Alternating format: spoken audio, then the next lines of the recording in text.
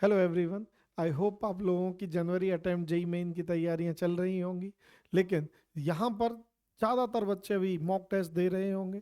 Mock test का agenda क्या होता है कि आप अपनी तैयारियों को फाइन ट्यून कर सकें, लास्ट मिनट प्रिपरेशन कर सकें, और जितना अपनी एरर्स हो सकती हैं आप उन्हें निकालें और अपने स्कोर को मैक्सिमाइज कर सकें।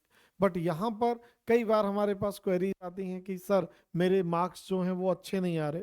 तो मार्क्स अच्छे नहीं आ रहे, इसके लिए हम लोगों के पास जो क्वेरी आती है कि भाई क्या किया जाए। मॉक टेस्ट हम लोग क्यों दे रहे हैं? ताकि हमारे स्कोर में इम्प्रूवमेंट आए, हमारे मार्क्स अच्छे आए, और जब हम फाइनल डे वाले दिन एग्जाम अटेम्प्ट करें तो हमें कुछ भी अटपटा सा ना लगे, इसीलिए तो मॉक टेस्ट देते हैं। लेकिन मॉक टेस्ट देना एक फ्यूटाइल, एक वेस्टेज एक्टिविटी भी हो सकती है अगर आपने उसे प्रॉपरली यूज नहीं किया। यूज करने से मेरा क्या मतलब है वो जरा देखिए। आप लोग एनालाइज जरूर करें। जब भी आप मॉक टेस्ट दे रहे हैं तो मॉक टेस्ट को एनालाइज करें। अब एनालाइज करने में क्या होता है, आपको लगता है कि 300 नंबर का पेपर था, 280 का आता था, लेकिन नंबर कितने आ रहे हैं? 180।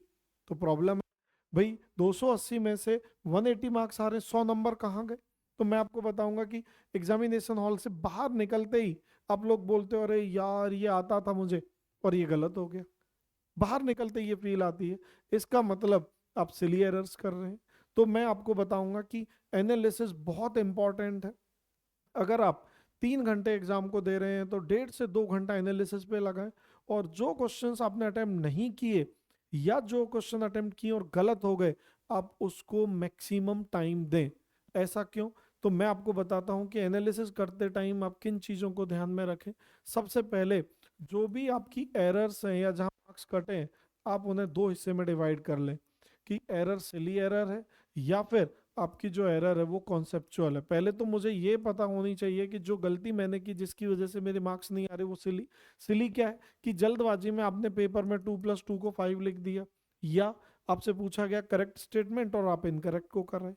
तो ये एरर्स आप ये आइडेंटिफाई करें कि कितने ऐसे क्वेश्चंस थे जिनमें मैंने पढ़ने में गलती कर दी, या यूनिट जूल में पूछा था किलो जूल वाला टिक कर दिया। तो ये सारी चीजें सिली एरर में आएंगी कि आपने न्यूमेरिकल सही सॉल्व किया, कॉन्सेप्ट सही लगाया, बट आपने आंसर में गलती कर दी। दूसरा है कॉन्सेप्चुअल एरर। कॉन्सेप्चुअल एरर मतलब कॉन्सेप्ट ही नहीं आता था सर, मैंने अटेम्प्ट ही नहीं किया।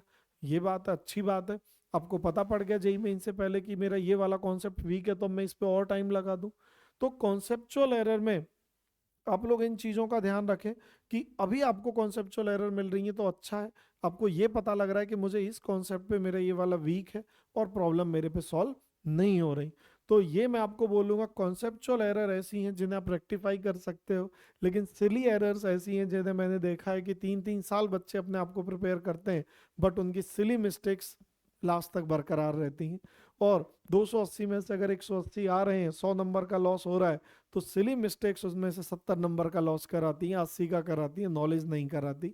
तो बेटा सिली मिस्टेक को रिमूव करने का एक ही तरीका है कि आप लोग मैक्सिमम प्रैक्टिस करें, और क्वेश्चन को अटेम्प्ट करने से पहले चेक मार्क बना लें। लाइक अगर इंटीजर है, न्यूमेरिकल है, तो हमेशा यूनिट देखें पूछी क्या है।